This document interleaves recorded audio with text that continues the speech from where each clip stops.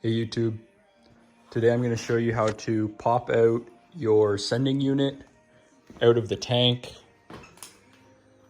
Pretty simple if you have access to removing the box. Luckily I do, but if not, there are a few ways you can do it. You can undo the box bolts and prop the box up, and you can usually get maybe a 6x6 underneath the frame rail to hold it.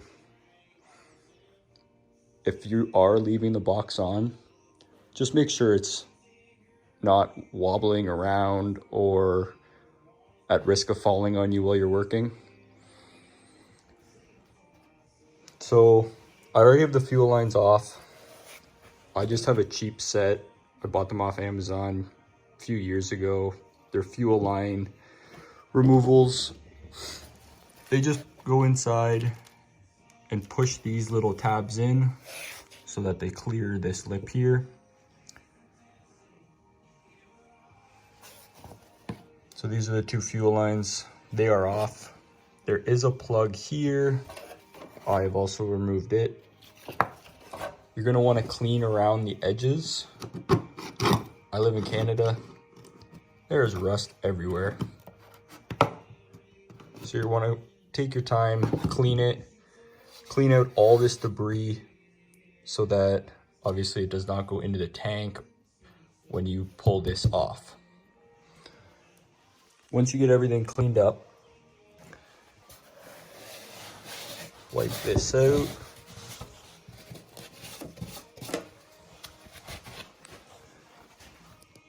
This guy right here, you're gonna wanna pull that back.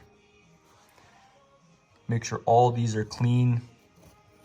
This is just loose debris inside, not too bad. You're gonna wanna take a pry bar or flathead screwdriver. Push this guy out of the way. Slide it in. And you're gonna wanna have it sitting like that. You're gonna wanna take a hammer and hit it. This top plate will spin, releasing.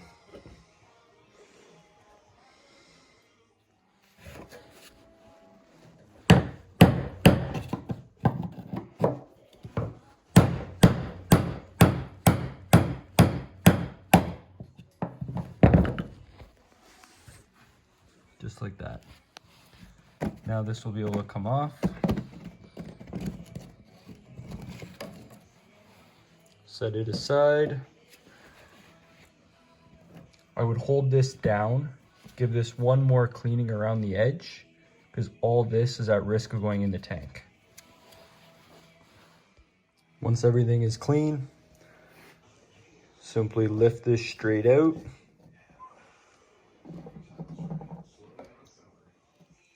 I was unable to pull it out with just one hand, so I did have to put the phone down. But there you can see, I have a pile of stuff in the bottom of this tank. But that's okay. So fuel filters are for, right?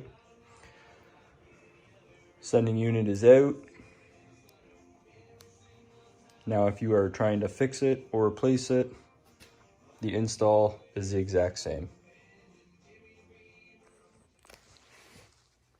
If you are looking to save the fuel sending unit and just replace the fuel level sensor, which would be located here, I have already removed mine.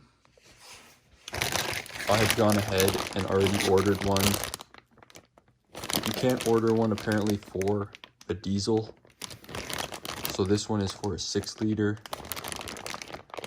I'm gonna have to make some modifications to mount it here. And this I just purchased on Amazon.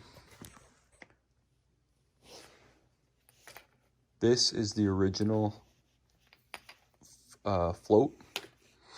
It obviously mounted in this hole here, and depending on your fuel level, it goes up and down. The one for the 6-liter in the package I've just ordered is a completely different shape. So I'm going to pop this one out and reuse the original float. If you find that your fuel gauge is always reading empty, sometimes it is these little metal guys that are worn off. And if you wear one of them off or both, your fuel gauge is always going to say empty. That is what happened in my case.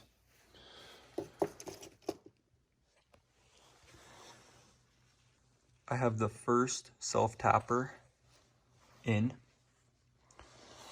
I wanted to try to get the center of this as close to the original mounting spot, which is really the same height, but it's right about here. But if I had gone any further this way, I wouldn't have anywhere solid and flat to put a bolt to hold it. All I'm using, I have a tiny little drill bit, using it as like a pilot.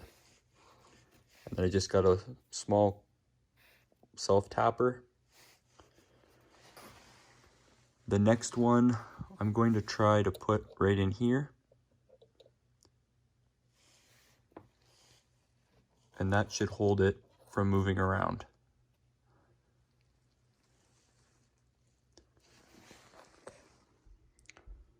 Just finished putting in the second self-tapper. The unit itself is solid, it is not going anywhere. Now I'm going to have to figure out which wire hooks up in which way.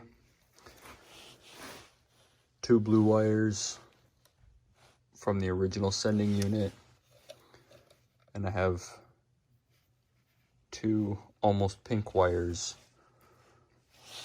for the sensor. I guess I got 50% chance. Knowing my luck, I'm going to do it wrong the first time.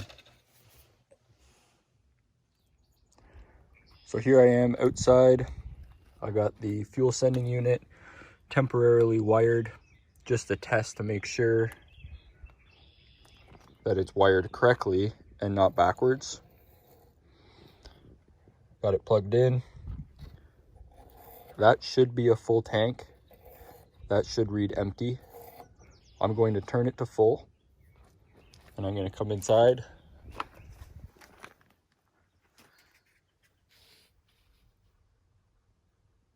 And you can see it's going up to full.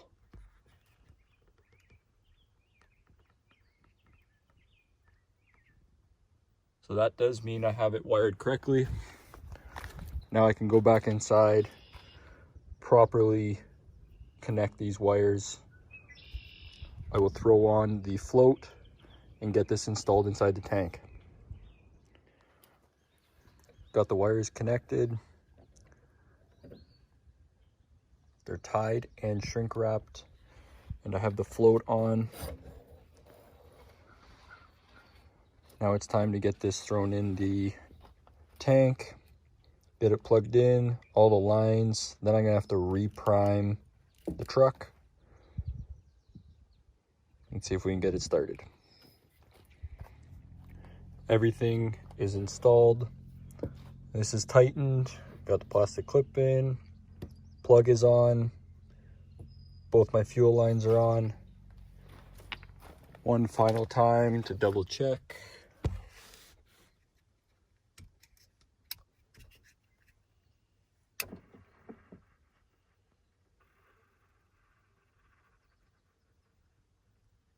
And there we are.